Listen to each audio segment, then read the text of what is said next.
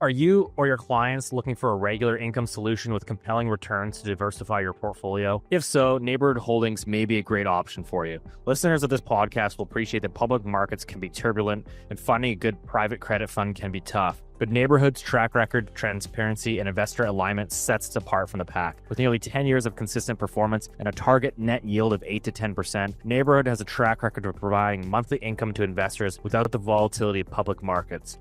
How do they do this? Where banks invest in mortgages up to 95% loan to value, they also make borrowers jump through a lot of hoops. Many borrowers in transition aren't able to meet those hoops. Neighborhood has partnered with banks and brokers to provide quality borrowers with temporary financing secured by first mortgages at an average loan to value of less than 60%. Where other mortgage funds might take more risk by lending against construction, bare land, or jumbo loans, Neighborhood is focused on your average residential borrower who owns the average house in the neighborhood. Plus, their variable rate with a floor mortgage pricing benefits investors when interest rates go up and mitigates downside risk. Check out the link in the description or visit neighborhoodholdings.com to view the offering memorandum or speak to your financial advisor for more information. That's neighborhoodholdings.com/Loonie Hour. Before we get started, I just want to remind everyone that this information discussed today is not intended to be or construed as investment advice. Please consult a professional advisor before putting a loonie in any of these financial markets. The dirty secret is that no one's ever going to get paid back or have the shortest memories when it comes to investment. We just got to get Keith into Bitcoin. Hey, there's a bubble.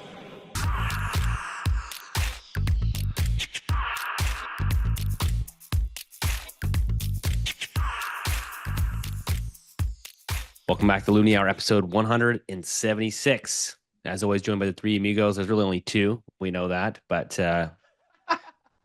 the damage has been done. So thank you for the feedback. Rich, what's going on?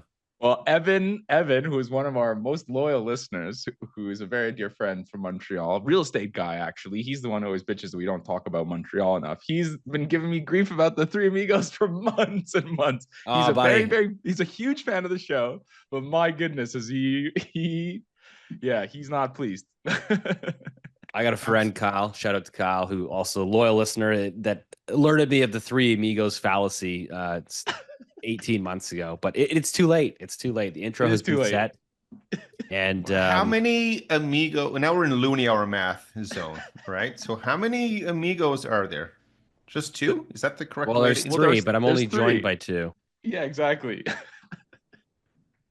Maybe you can Hot say start to the show welcome today, to the Loonie Hour and hang out with the three We'll think amigos. about this. Yeah, if you have some ideas, you can send us some fan mail in the inbox there, and we'll consider it. The Loonie Hour with the three amigos, and brought to you by the Babbling Turds. Rich, what's going on, buddy? You're in a ski chalet. Man, this guy lives the life. Well, Ice Cap's paying well. Ice Cap's paying well. Actually, it's funny because I would not be doing this if it wasn't basically free. So a friend of mine, I'm not sure if he wants me to tell him, say who it is, but anyways, an old friend of mine has a place that's empty, and he said I could hang out there. And so I am one of the joys of working remotely for the best boss that's ever lived ever, Keith Dicker. And Keith, why don't we go on skiing? What the hell's going on? So now I am an amigo, it seems like, right? I'm a friend. That's right. Go. Yeah. No, it looks nice there, Rich. It looks really nice where you were. Oh, you know, it'd be a good idea. Loonie Hour meet up on the mountain at the little skiing, little après. Yeah, I can tell you one thing: it's a whole lot more expensive to ski out here than it is in Europe. So just be careful. Everything. I think we do. I'm not down for a little après. I'm down for a lot of après. Okay. Oh boy. There's your one for the show. Yeah, thanks for that contribution. Everything's expensive though, Rich, in Canada. Yes, unfortunately, I've been I don't know. I've been shopping for a car, so my lease is up, and just looking at the prices, man, it's nuts. Yeah, but also I was a Tesla driver, so that means you're a bad person. You should sell your Tesla immediately to 100% tariffs. Express your devotion to peace, love, and harmony. No, but government doesn't give me any freebies anymore. Oh no. Really disappointing. You used to get $8,000. Wait, sorry, they were giving rich people like you freebies, subsidies. The government was subsidizing rich people to buy electric vehicles. Yeah, I was getting $8,000. Fucking hell. Now it's zero. Interesting. But honestly, yeah, I don't know if you guys have been following this. Well, we were chatting about it, but just seeing all these like car makers and manufacturers now switching back from they're like killing their EV lines and going to like gas. I mean, personally, I love my EV, but the pricing on these things are just, I don't find them very competitive, especially when you remove those subsidies. And so always have to laugh. Wasn't it Gilbo that said, net zero cars by 2030 or something?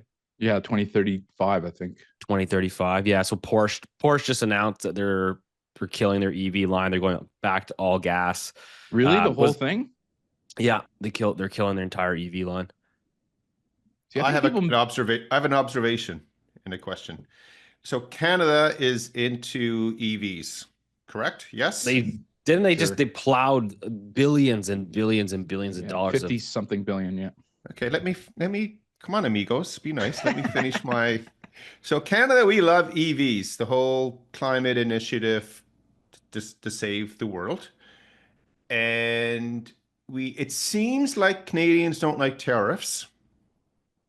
Tariffs bad, right? Unless they're interprovincial tariffs. Interprovincial tariffs are really good. Well, people don't know that's happening, or tariffs that we're charging other countries. That doesn't matter either. But tariffs are unacceptable. And it's my understanding, we're charging the Chinese tariffs on their electric vehicles coming into Canada. Correct? It's a 100%. 100% tariff, yeah. Okay. So now I don't know what else to say. So it makes no sense. If you want to save the world with climate, you don't like tariffs, then why are you tariffing the Chinese? Now, some guys listening out there, boomers so ignorant, we have to penalize the Chinese for this or that. And again, like there's a lot of contradictions out there. Well, the one argument I've heard is that the fact that they basically will send all the data information about driving habits, credit card, everything, all this data basically will just be siphoned back to mainland China. So that's the one decent argument. If the world's going to end, who cares? You can't use it when the world ends. Just saying. If you're going to save the world. Mr. Guibo, I know you listen. And Mr. Carney, you're down with it as well. Anyway. We can clean up a lot of the stuff, guys. We go to the big après with Rich up there on the hill. Get a few pints, some Pinot. Oh, the Chinese EVs are crazy. They're like people love them, by the way. So Chinese EVs account for 55% of global EV sales in 2023. And you can get some of these cars have like range of over 600 kilometers on a single charge. They've got Rich? They got EVs for like under 20,000 US. Yeah, like it's. People love them. They're going to they're doing really well in emerging markets, partly because they're massively subsidized by the Chinese government. They're also able to produce these cars really cheaply because of cheap electricity from coal. Thank you. But I think the thing is we often mistake sort of short-term trends with long-term trends. I know we didn't mean to start down this rabbit hole. So just one little quick thing. Like I think in 100 years from now, I think we'll only be driving electric vehicles. That's my guess. I think the mistake I wouldn't disagree with that for sure. I think people mistake often the short 100 years from now, neither of us will be driving anything. Okay. Thanks, Dad. The three amigos, we're gone, guys. Our life isn't that long. Very helpful contribution. Anyways, I just think like people like mistake the short-term trend with the long-term trend. That's all I was trying to say before. Didn't Audi, before my brilliant comment, wasn't this week though that Audi also announced that they're having challenges with their batteries? Yeah, I got a funny story. I was like literally looking at that car. It's called the Audi Q4. It's like the e-tron. It's like the mini little SUV. And I was like looking at it, I was like, it's kind of a cool car. Like maybe I like it like proactive. And then Rich sends an article in the group chat and basically, was it Montreal or the province of Quebec? There's a class action lawsuit against Audi for that specific model because basically it's a complete lemon. People are driving down the highway and the car basically just like shuts off. It's nuts. And this is the problem, I think, on the EV side is like Tesla is like light years ahead of all these other auto manufacturers when it comes to EV. And then, but obviously, we've been told that we're going to tariff Elon Musk 100%. So we'll see. That's one of the solutions that's on the board. So That's my rant on cars. I think the pricing in Canada is obviously egregious.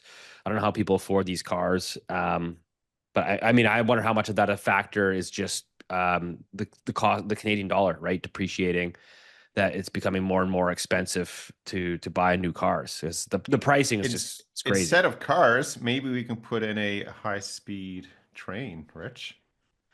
I'm a fan of high-speed rail. Everybody knows that. I'm not a fan of people making insane promises. What is it? 12 or 20 days before they're supposed to be out of office in order to secure votes in what will inevitably be an election full of pork barrel spending from a unpopular government. Yeah, I'm not a fan of that, but I am a fan of high-speed rail. Yeah, that's why wild, is it like what are people who are against it? Like, ignore the political cycle that we're in. Mm-hmm. What are the negatives with having a high-speed rail system? So I can give you three really quickly. One, it's the idea that we constantly spend money in the east, on the east side of Canada versus the west. We have to tackle this idea that the west produces all the cash in Canada and the east is zero. That's wrong. It's very popular on Twitter. That's wrong. That's a conversation for a different day. That's the first thing. Second thing is the idea that we will never be able to execute it on time and on budget, which is a fair criticism. I know two friends of the show who are listening, who texted me both when I tweeted my thing, who attacked that specific thing. They just fundamentally do not believe that we'll be able to meet any kind of high-speed rail on time or on budget, which is not necessarily an unfair criticism. And the third thing is this idea that if you build it, people just won't use it, which I think is patently absurd. Overall, the whole world there's a litany of examples where if you build rail, specifically not consumer rail, but passenger rail in high density locations, there's untold number of benefits, from lowering housing, from increasing productivity growth, cheaper transportation. It's just a really, really easy kind of low hanging fruit. And and one last thing, sorry boys, is just that corridor from, let's say, Quebec City all the way to Detroit. I don't know why they stopped it in Toronto. That's so dumb. But all the way to Detroit has like something like 40% of Canada's population. There's also there was a high-speed rail between Calgary and Edmonton. It's been being planned for several years now. We'll see if it actually ever gets there. But I think, Rich, I mean, the Alberta government announced on April 2024 that they unveiled plans for a 15-year passenger rail master plan, high-speed rail line between Edmonton and Calgary. I mean, it's crazy, though, to think about this is like how bad we are at building things now. Like, horrible. Yep. It takes like, Rich, like that's going to take like decades to do. There's two philosophies to that. One is, if we think that climate change won't kill us all and humans will be around for, let's say, 300 or 400 years, or 5 or 1,000 or 10,000, what's 10 years? And two is that the difference between blowing huge deficits on consumption versus investment and CapEx projects is at least you have something left over at the end of it. We have something physical that we can then, that has extremely long tail. And when you depreciate those benefits over that long time, then you actually have a huge NPV of positive sort of GDP growth. Yeah, that's a good. I mean, if you look at, for example, the GST holiday, exactly. holiday, it just ended. So I mean, with Rich's point, I mean, that's just a pure consumption bump. And what did anyone get out of it? Yeah, people saved a few dollars and spent, but it's not an investment. So how, I mean, I agree with I see the 3 points that your friends are suggesting. But the second one is the most troubling one. So how do the Chinese and other parts of Asia, especially Japan, and Rich, do they have high-speed trains in Europe? Yeah, of course, everywhere. Yeah, of course they do. Yeah, of course they do. So why can't the Americans and the Canadians build high-speed transit? I don't know the answer. I mean, it's a real genuine question. A quick answer from, I think that the property laws are weird in America that make it very, very difficult with jurisdictional pulling and pushing who gets to lay down the track one. Like they're reluctant to use things like eminent domain to like force this through. though they did it with our bodies, but never mind that. But you know what I mean? And so that kind of stuff, I don't know why it's not more popular in Canada. I can tell you, I don't want SNC Lavalin doing it. I mean, that's an outrage. I think that they should have been put to tender, and some European company should be doing it for us here. But that's a cost, though, of doing. I know what you mean about the SNC, view and comment. But at the end of the day, though, if we want to build stuff, right, anything, someone got to build it, and it's highly likely there's something else going on behind the scenes for the big companies that do these things. So there is a cost to it. But I think, though, if we do these projects correctly, coast to coast, pipeline, LNG, whatever we want to do, I mean, the benefit will outweigh the cost and even social cost. But we got to try. It doesn't seem like we're willing to try. I mean, I'm going to be honest. I don't know why we're spending that much time on this. I don't think it's never going to go ahead. Well, okay, fine. Steve's in Kitsilano. Like, his high-speed train goes from... Dude, no, we're building an underground... False Creek to where? We're building an underground... We're building an underground subway line, Rich, from the east side to halfway through the west side. We couldn't continue it on to UBC because I think, from what I understand, UBC lobbied to prevent it from going that far. But this underground line, honestly, it's not going that far. Like, I could probably drive that line up and down, like, in my car. It'd probably take me 15 minutes. And so we're digging a tunnel all the way underneath, going down from the east side to the west side. And I think it's like it's like an 8-year project or something. Okay. Like, let me just, I don't know. It's crazy. I mean, it's nuts. Like, it's the fact that it takes that long to go that far. I mean, obviously, I'm sure it's very difficult. I'm not an engineer. I don't know how this stuff works. But to me, I would imagine that you could probably do it in half the time 50 years ago. Yes. Okay. I know we have to go. I know we weren't supposed to talk about this, but one quick little thing. Madrid to Barcelona. Okay. 6 hours and a half driving. Okay. So it's about Toronto to Montreal. There's a train every 15 minutes from 6:15 in the morning until, literally 10 at night. It takes 2 hours and 30 minutes on the train, $52. Just saying. Just saying. Anyway, okay. There's my rant for trains. And I apologize to the listeners who will give me shit about this. So I love when you two fight. So for this fight, by the way, this is not the hill I want to die on either. But I see Rich's point on the high-speed Barcelona Madrid. We need a high-speed train ripping through Halifax right down Keith Street. Yeah. We need a high-speed podcast to get through this section of the episode. What's next? Let's move on. Go on, Keith. You told me you had a couple real estate stories. Oh, yeah. Yeah, it's just one, not two. So we're going to be more efficient, right? That's the story of today. Yeah, I might get this a little bit off, but I was just chatting with a friend of mine. He's in the real estate world in Halifax, Jack Luke. And thanks, Jack, for the call. But yesterday afternoon late, our premier, by the way, our premier's been making announcements like every hour now. Sometimes they make sense, other times they make no sense. So you're trying to figure things out. But see, this is in your world. So now, for example, when you buy and sell a house, there's a 1.5%. Was it transfer deed tax? Is that what you would call it? Okay, property transfer tax. Yeah. Okay, so let's just say it's $1 million home. That's $15,000. That's always going to be there. Mm-hmm. They also have one when after COVID started, all the locals complained because the GTA people were coming down here buying the property. So they made a non-resident transfer deed tax, which was 5%. Really? Yeah. So but now what they've done as of yesterday, that 5% is now 10%. So if you are an out of province resident, so if you live in, you bear with me.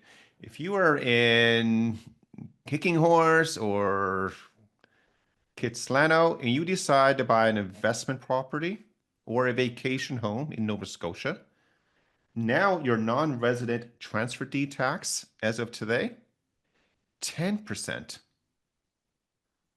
So the South Shore of Nova Scotia, it's lovely. It's really nice down that way. The Chester areas where people from all over the world own really nice properties, and they are, the more they're expensive.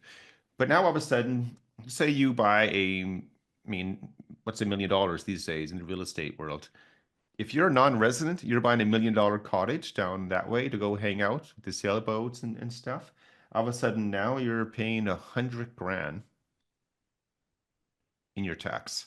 Okay, so it's important to note that this tax applies to all non-residents, including Canadians from other provinces. Jesus, okay. I mean, that seems nuts to me. That's a shocker, isn't it? That's like a holy smokes. I mean, I'm assuming, look, it says there's some sort of exemption that if they actually provide notice within 6 months that they're actually living there. Okay, non-residents who move to Nova Scotia within 6 months of the property transfer may be exempt, but must provide proof of residency. Okay, so I mean, that's interesting. So I'm assuming, what are they saying? They're basically saying, it sounds like it's a tax on, I'm from Toronto and I'm going to buy an investment condo in Halifax and then rent it out. I have to pay basically a 10% premium. That's what it sounds like, because that Toronto guy's clearly not living there. He's renting it out. Say you're in the GTA area and your kid is going to go to Dalhousie University or St. FX, Acadia. You're going to buy a condo for the kid to hang out in. That, I don't know, $700,000 condo, $70,000 tax. Yeah, I mean, I think. Or if you live in New Brunswick and you want to have a cottage on the Bay of Fundy, and all of a sudden one pops up that's literally an hour away down the road. It's true. I forgot about that. And it's in Nova Scotia. Again, I just don't. If anyone's listening today down here in Commuland, let us know what's really happening with this tax announcement. What's that money being used for? Is it being carved out and earmarked for like affordable housing or schools? I don't know. I mean, obviously the reason behind it is to make property less expensive for locals. I mean, that's why. No. I mean, I think it's to basically try to deter people from investing, parking money there. I mean, obviously, I will say this: like, people in Toronto, we have a lot of Toronto listeners of this podcast. You guys ruin everything. Every property market is just. They're going over to Calgary now, and they're destroying that market because everyone's like flooding that market because they can't make money in Toronto, so they're flooding into Calgary, pushing that market up. But the taxes, at the end of the day, BC should be a prime example for Nova Scotia, which is like, we literally taxed our market to death. Like, it's insane.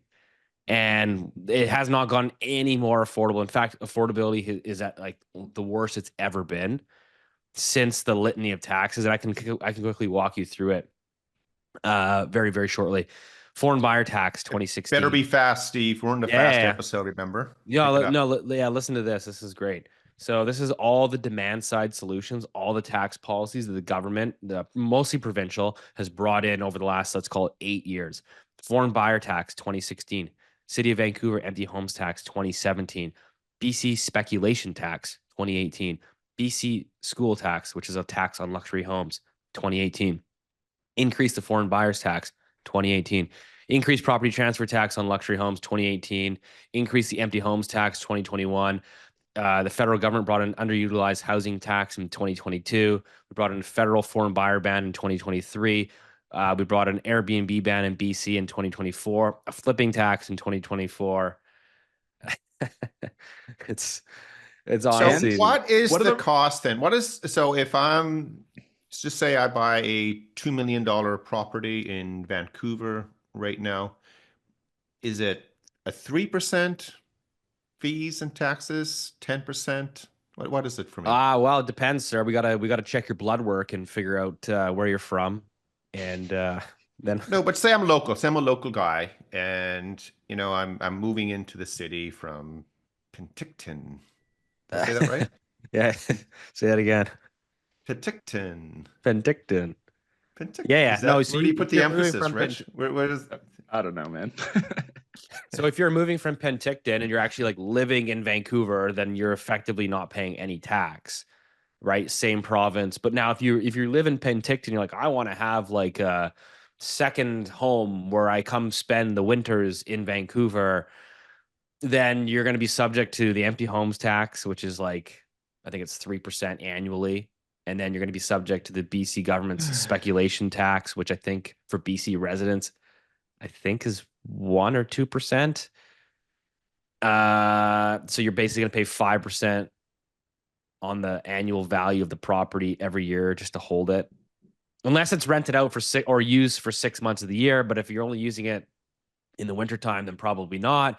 And obviously you're not going to rent it out because the tenancy laws stipulate that you really can't evict tenants pretty much under any. So if I stay in Penticton and I have my Vancouver $2 million property, I'm paying $100,000 a year in a tax. Yeah, From what you just described to me. Honestly, like, it's nuts. I mean, that seems fair. That seems fair. So, anyways, this is the look at Rich. You can just see the smoke come out of Rich's ears there, and the engine's grinding. How does he? They're so dumb. They're so dumb. There's no they're so dumb. It's a supply. How dumb are issue. they? Very dumb. You can't solve every world problem, social problem, economic problem. You cannot make your hockey team better. There are some problems in life that cannot be solved with raising taxes. Okay? That's like the auto. That's like the auto in Canada, though. Everyone's just like, we need a tax for that. It's like, fuck me. Just like, come on. Anyway, sorry. So anyways, this keeps pushing up the cost of living for everybody, which gets us to Rich. Finally, drum roll, CPI. Finally, where we were supposed to start. That's someone's gonna timestamp this on YouTube and say the episode starts at 38 minutes in. Yeah. Okay, I'm ready. Canada's CPI, Rich. I think it came in slightly hotter than expected. I'll let you walk us through that.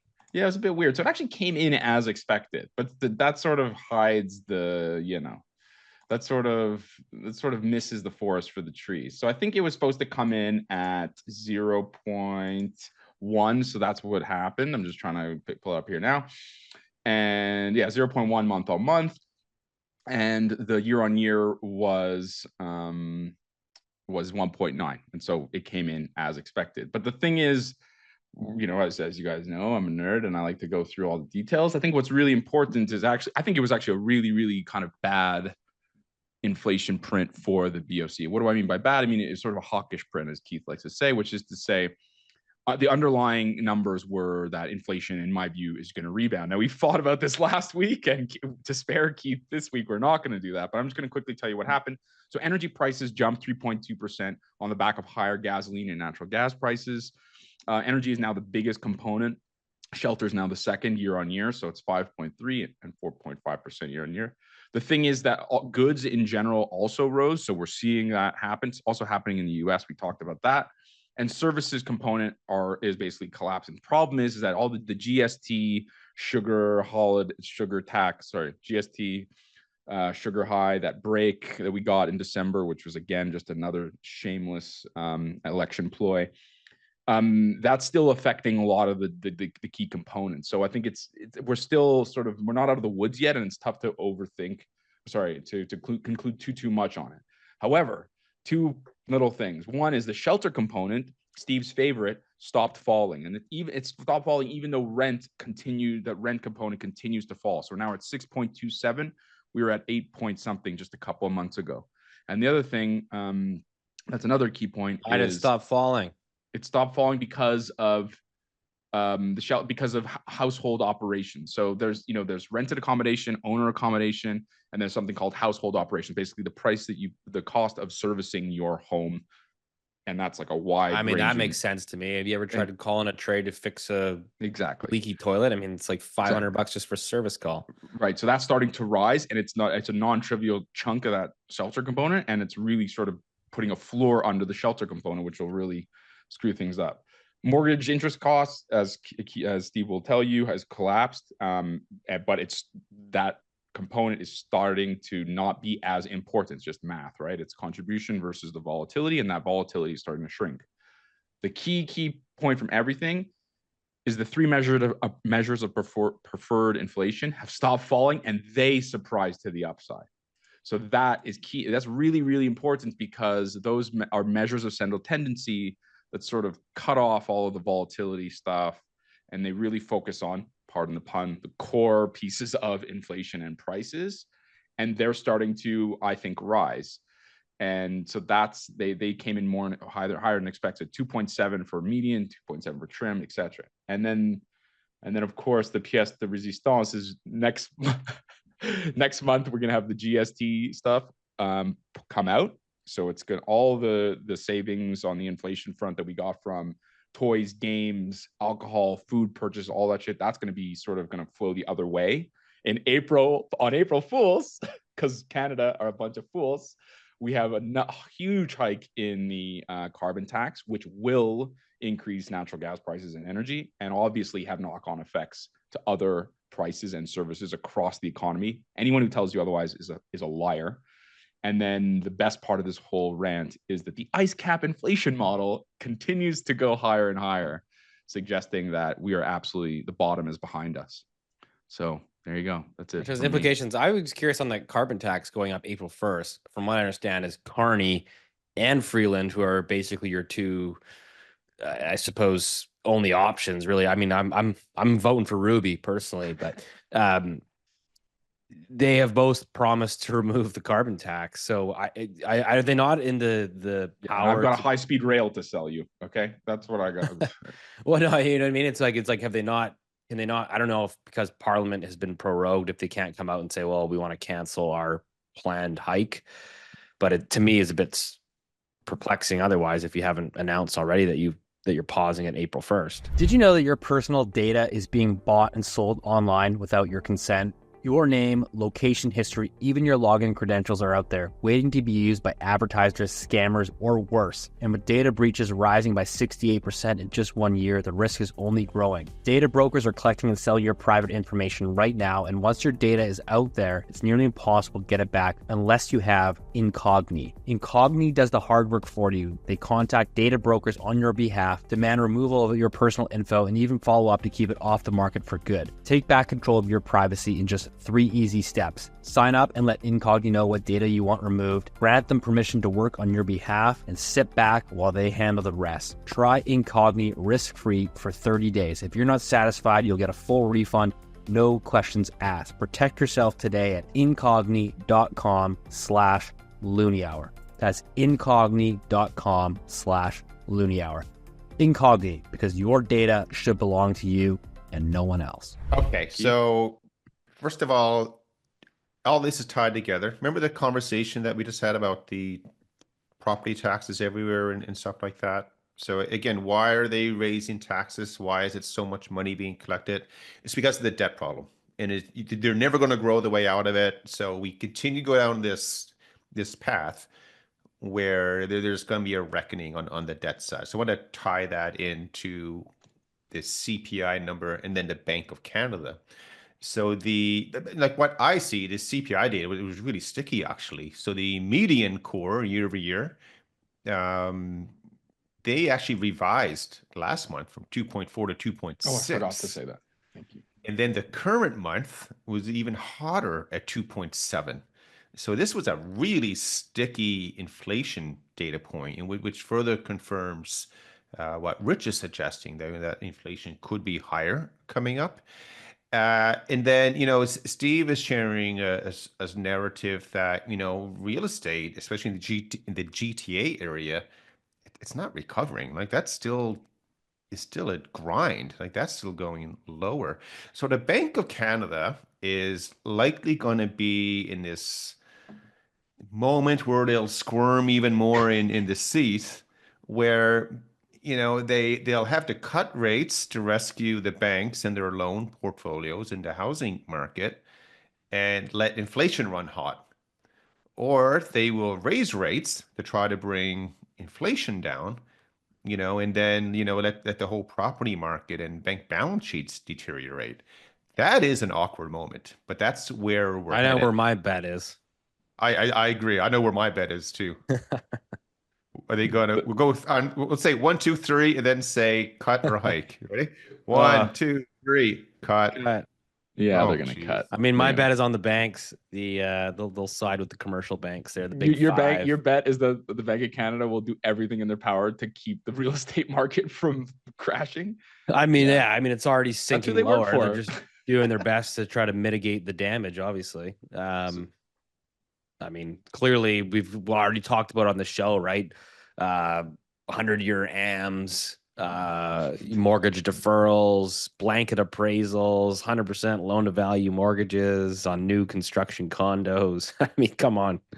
Like, watch what they do, not what they say. I mean, it's plain as day.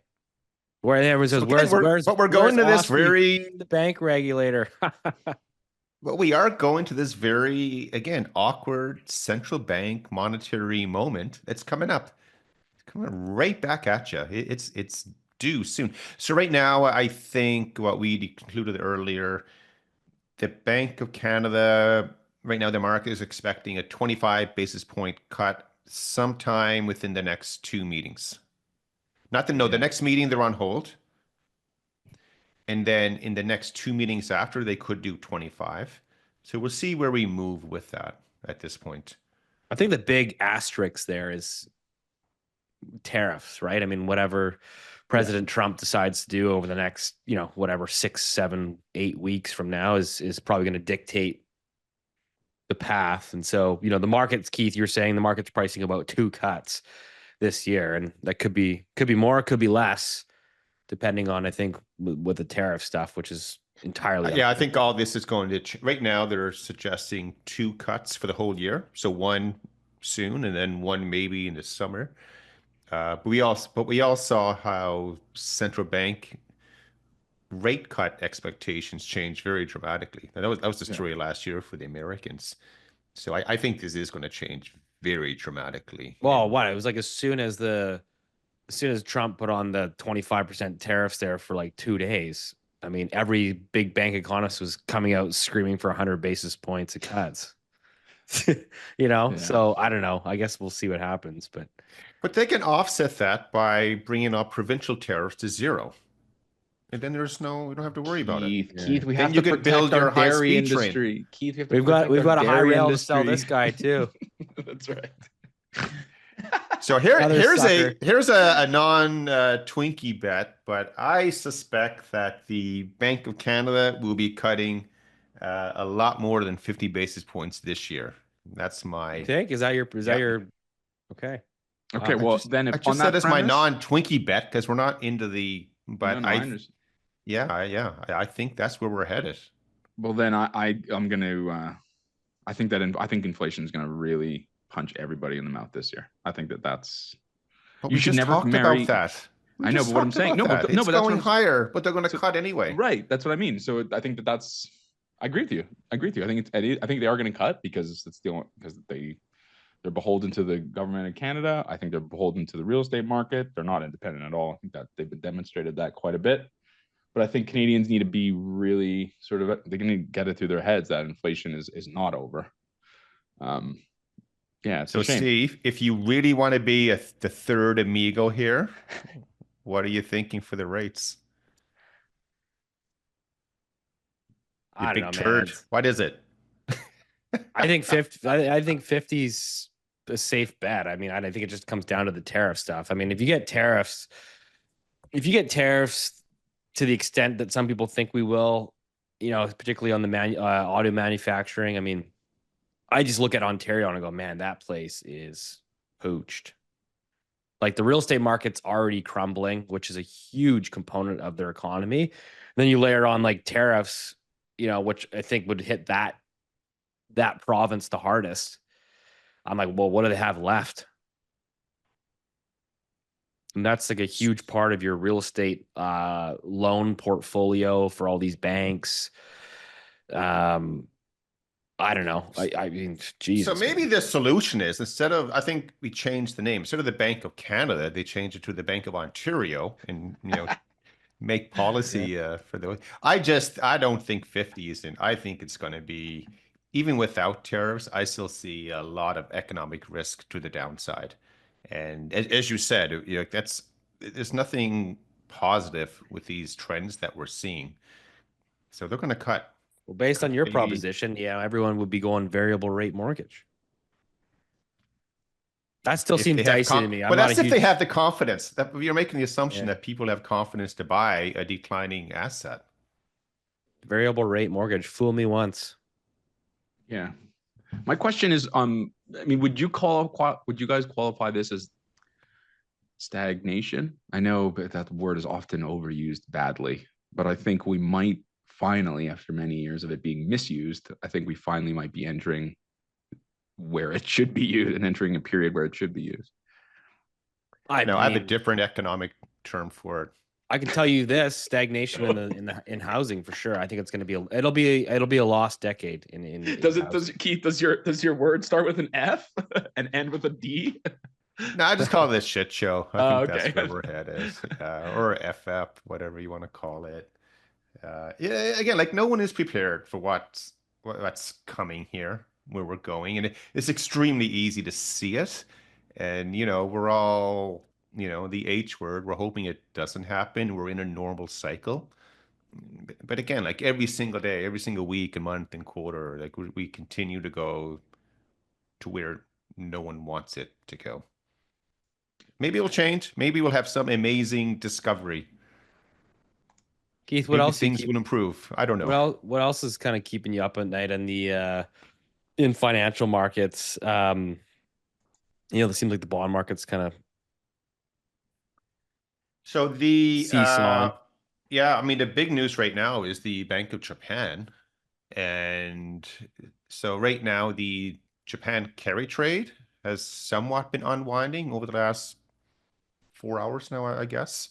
4 hours. Yeah, I mean, currencies are moving pretty aggressively today. I mean, the dollar. By the time you listen to this podcast, it'll be over. Yeah, no, because this is a Thursday recording, Friday watching, and stuff like that. But yeah, so right now it's kind of, it is what it is. But so right now the market is expecting the Bank of Japan to hike rates for the first time this century, I guess, really. What? Come on. That's not Oh, accurate. here comes Rich defending the Japanese again. They've already hiked rates once, twice, And three it didn't work How many out. times did they hike? Was it last year they hiked twice? They hiked twice last year and once. But we should say, that aren't there hikes like 10 basis points? Yes. Yeah, yes, it's not even a yes. real hike. It's like, a little I'm just tiny saying, hike. for the sake of accuracy. What, hold on, can you, I don't, forgive me, what's the BOJ's overnight rate right now? 0.5. 0.5. Yeah. Okay. Okay, but it doesn't. It is the change at the margin that will move money. So right now the expectation right now is about an 84% probability that the Japanese will hike interest rates one time in July. Man, that's scary. Not March, not in a couple of weeks, not in the month after or the month after that. So the markets are panicking that they're going to raise 10 basis points. Just the threat that they will raise rates. So the yen carry trade is that you borrow in yen. So you go into, I mean, it's not at a retail level, but think you go to the bank, say you borrow 100 million US dollar equivalent in yen, however many quintillion yen that is, Rich, I don't know. But you're going to borrow a lot of yen. As soon as they give you the yen, you sell it.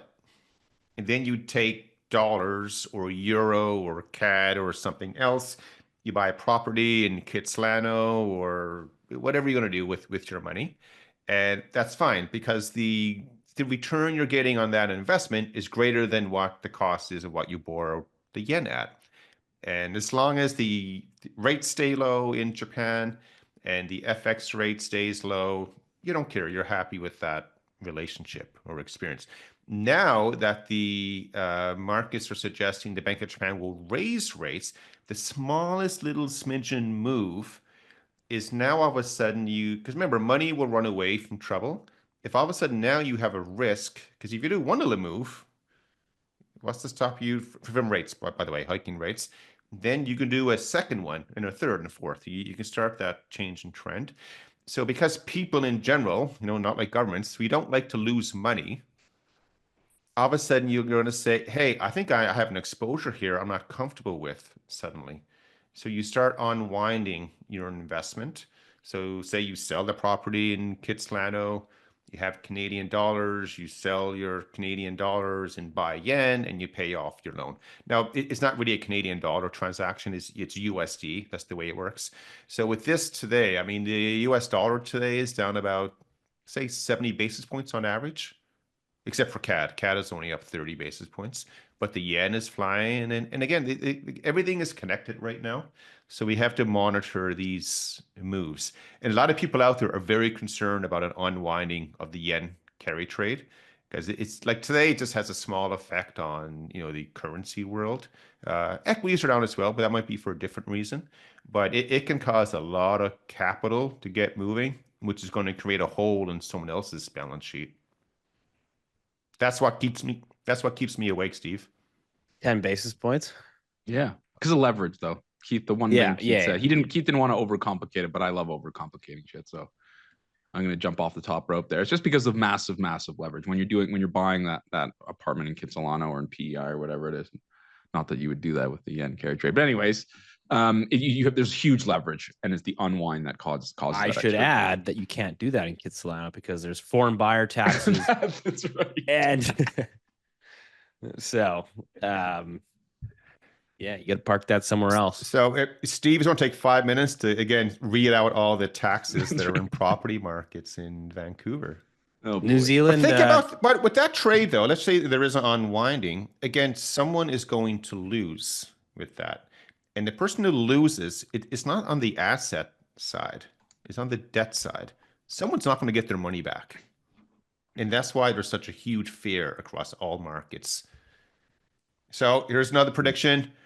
Oh, Japan may not be doing this rate hike. They could be stopped out before they even do it. yeah. Just say on the debt side, there's been a lot of conversation recently. I was actually listening to a really good interview on podcast Macro Voices with Jim Bianco. I didn't realize that. I think at one point or another, apparently Trump was considering him as an appointee at one of his. Anyways, he was talking about the U.S. fiscal situation and what Trump is doing with tariffs, et cetera, et cetera, et cetera. And sort of one of the ideas that's been floated out there is essentially that the U.S. military is basically protecting everyone more or less for free. And so tariffs is kind of one way. And there's been some discussion about requiring them to swap out their U.S. treasuries, for example, for a zero coupon 100-year bond, as an example, saying, listen, you want U.S. military support, we'll protect you, but you gotta basically carry this zero coupon 100-year bond, and that will obviously, U.S. debt interest payments will obviously fall dramatically, and that will fix the U.S. fiscal position to some extent. I don't know. I thought it was an very interesting conversation because clearly the situation, whether you agree with it or disagree with it, it's very uncomfortable. Tariffs everywhere. But clearly, the U.S. has a really bad fiscal problem, and they're taking dramatic steps to fix it. And I don't know what that fix is, but that's one of the ideas that's been lobbed out there. Yeah, it's a good idea because you think again, like we've transitioned away from the globalist agenda. Now we're in the domestic agenda, and again, stop being the three monkeys with blind and deaf and mute. I don't know what I'm not helping you. something. Thanks, Rich. Something like that. This is where we're going. So the sooner you can accept it, and then you can move on and go, okay, I'm not going to be shocked with this. So the Americans, they're trying to figure out, they always talk about the debt side. It's kind of interesting. If you walk around your neighborhood and you can see assets everywhere, you can't see the debt. So, hey, yeah, those are wealthy guys. They have 3 Teslas or, big house and stuff. You can't see the debt behind it. But with the Americans all the time, they're talking about all the debt they have and stuff. And one thing that the Americans have now highlighted is that, we have a lot of assets that are not monetized or are not quantified. And one of them is the Navy. It is the military. And so right now, the way it works, and again, people don't get angry or excited about it. It's just the way it works out. The Americans are spending a lot of money on their military to keep the strength of the Navy, and they get a lot of privileges with that. That's why the US dollar is the reserve currency. And then they're paying money into NATO, and other people are not. And they're saying, hey, this is not fair at all. So one way to reverse this, if we're giving you protection around the world, you're going to pay us for it. So instead of actually paying us, 50 million bucks a year to make sure your ships stay safe and things like that, we're going to swap out these treasuries you hold that we're paying you 2 or 3%. We're going to make them a zero coupon one, and then you get the even effect. So yeah, I thought it was a very good conversation that Jim had and what he suggested. And again, people have to sort of think about that. And he's a pretty well-connected guy. I mean, it's not some sort of conspiracy theory. Clearly, there's a bigger plan here in place. Yeah, I know. It's funny. I mean, Keith, you certainly won't hear this conversation on the CBC. But like, I think we have to talk about it. I mean, of course we have to talk about it. It's most important. It's very fundamental. It's fundamental to global risk, volatility, equity valuations, etc., and sectors that are going up or down. But one thing I would just challenge the premise that they do it for free. Keith kind of skated over the privilege thing, but they get a massive, massive, massive inflow of capital. They get to tell everybody what to do whenever they want. And they're obviously going to flex that muscle. Keith mentioned the reserve currency of the world. Every single empire, was Dutch, Portuguese, Spanish, French, British, and now the US, they have. You left out the Europeans. But anyways, my point is that whenever you have the biggest military army or specifically Navy, you dictate terms.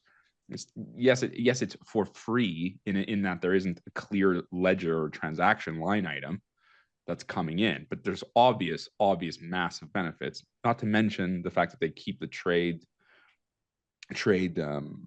seaways rather clean and clear for people to transact goods, which they profit from. I mean, I reject the premise that it's done for free, but I also think it's okay to reject it, but you now have to say it doesn't matter anymore, because that's the old thinking. The new thinking is this is the kind of policy changes they're going to implement. But that's the way we have to go forward with. I agree with you. But that brings me to my second point, which is this is why we should be especially pissed off with this, with Canada sort of letting its military go into disrepute, and for systematically through all kinds of different prime ministers, left, right, whatever, not meeting our NATO obligations. Because I can tell you, had we been on the front foot this whole time and not taken the US security guarantee for granted, I have a suspicion it would have been different from a Canadian perspective. I don't care about the European for a second, but just from a Canadian perspective, have we spent the last 10 years saying, forget Trump, forget all that shit. We think having a strong military to protect our liberal democracy is a good idea, and we're going to do this because we want to. I suspect that we would be dealing with a different scenario right now. Who knows? But that's my suspicion. I think that's a fair point. So we need more military, more natural resource infrastructure. Yay. Mark Carney was out this week. Oh yeah, can we talk about that?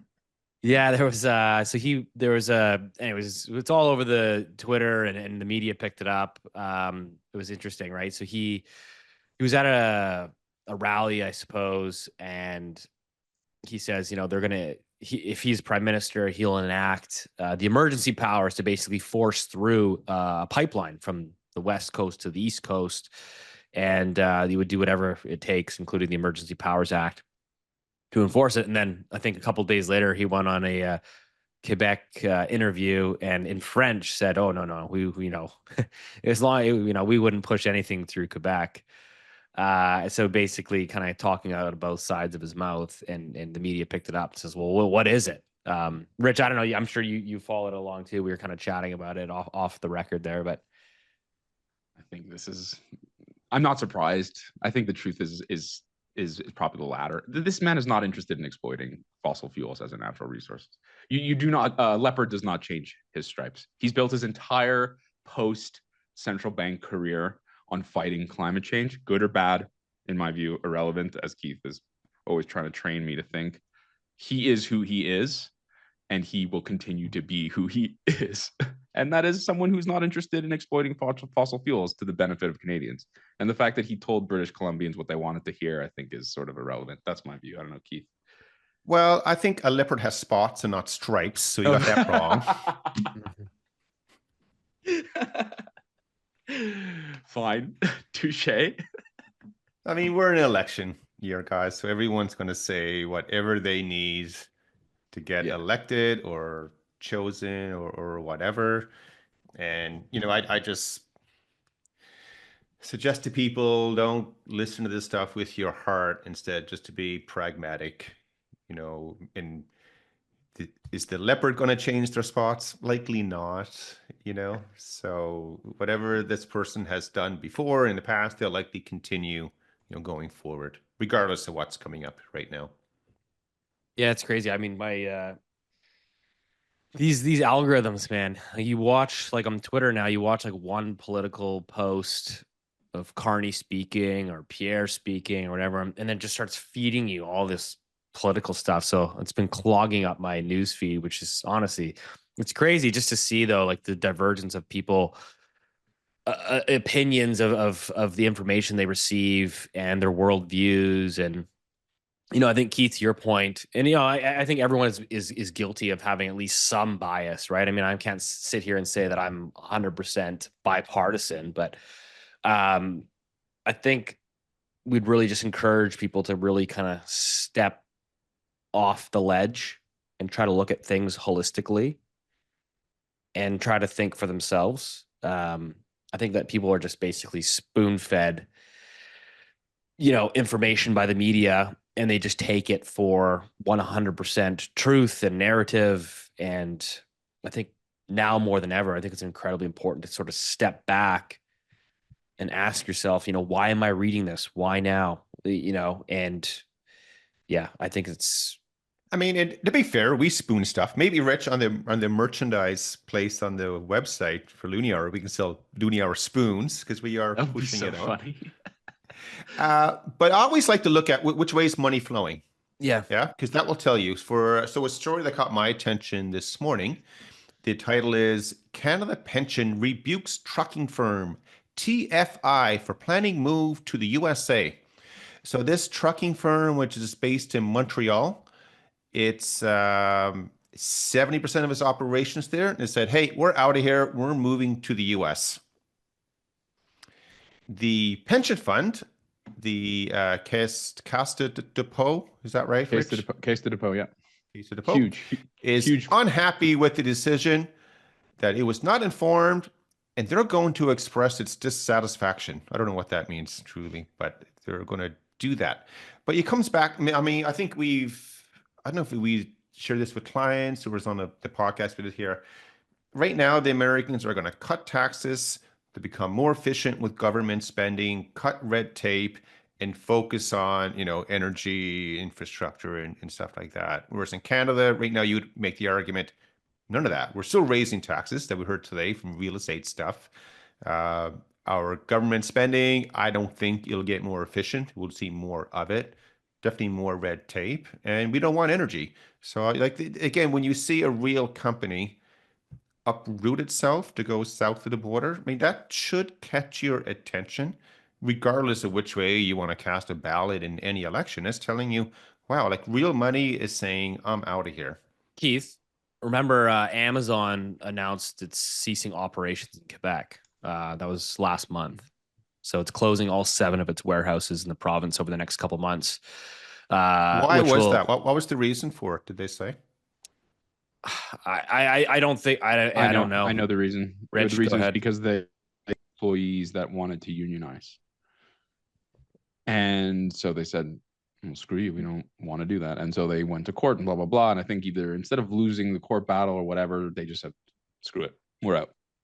And people will still get their Amazon packages. Those will just be sent by a third party. Yeah. So now they're going to lose 1,700 full-time jobs, And yeah, but that's a misnomer too, because those people will just go and work for a different company. yeah, right. I mean, I don't know. I mean, I think But sorry to interrupt you, but but Amazon is a good place to work in general. So that's you might not those Yeah, people but it's the still red not be- tape. It's the Right, red that's it. tape concept, whether it's union Right. fees or dues, regardless of what if you like that world or not. But you're right, Steve. It's another good point.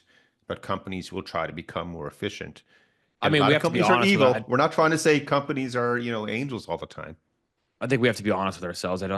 Canada's not a good place to do business. No, and I'd like to reiterate something. We often hear about, Canada, this FDI.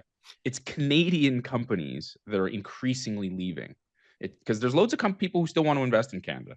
So to say that we are a zero on the scale of good investment, bad investment, that's also untrue. But increasingly, and the data is very clear, it's called the International Investment Position data. It's quarterly. Increasingly, Canadian companies are taking their money elsewhere. That's unequivocal. So I just searched on my internet. I said U.S. companies moving to Canada. Come on. And it came up. It said this page does not exist. No. You're such a schmuck. I can't believe I fell for that again. How's your snow woman doing, Rich? She's great. Hey, on the flip side, we do have another. It's back in the news feed. UBI is coming, so we don't have businesses coming, but we do have universal basic income. The PBO, Parliamentary Budget Officer, would say, put out a report, Rich, that said we'd all be better off. We'd pull everybody out of poverty if we had UBI in Canada. So it's making the rounds. It was like it surfaced like during the pandemic when the money was free, and then it died and seems to be making a comeback. Yeah. What do you want me to say? It just won't die. Like these ideas, But in classic Canadian fashion, if you read the report, like what they're trying to do, and they're trying to provide assistance to very low income families, and that's fine. But the way they're trying to do it is to cut them off from other programs. So a lot of families, individuals, like they have an incentive not to accept it because they become so dependent on other social programs that they know, hey, this one's solid. So, but you're right, Steve. This conversation was, hot and heavy when money was free at 0%. Yeah. And then it died off for some reason when money wasn't free. And now as an election coming up, it's back on again. That's just weird stuff. I don't get what it. we need? You know what we need to get to the bottom of all this? We need to hire an outside contractor to figure out, do some research. Do you need Ben Rabideau's cottage? That's all at bullshit. 549 Wavelength Lane. Yeah. So all this stuff is bullshit. The only way you can alleviate poverty is by improving productivity. You need more output for the level of input. Everything else is bullshit, and this has been true since the time immemorial. And Keith's right. It's just like politics, basically. We'll hire some more consultants. So there was an article in the Globe and Mail here that noted the Liberals for MPs are criticizing the Liberal Party for failing to rein in record federal spending on outsourcing. You remember the Trudeau government came out, was it about a year ago, and said that they're actually studying. They actually ended up paying a consultant to figure out how they could cut all the consultants. So anyways, we got the bill. The bill came in at 17.8 billion last year. That's an all-time record high. That's 13.5% above the previous fiscal year. So we spent 17.8 billion on outside contracts, such as professional and special services. And just to give you some context, prior to the existing government being voted in back in 2015, we were spending about 7.8 billion on sort of outsourcing. So it's doubled over that period. Yeah. So there you go. That's all comment. I got. Yeah. Someone was suggesting that the high-speed rail, you'd end up spending all these contracts and consultants to study it for the next 3 or 4 years and then figure out that we spent billions of dollars studying it and it would never get built. See, that's a fair point, because I think, Rich established he's down for the high speed rail. I am too. Oh yeah. However, concept. I think we would all agree, because we're amigos, right? We're friends. That's right. That it will not be executed very efficiently. So the productivity might actually decline for the country, Rich, if we do this.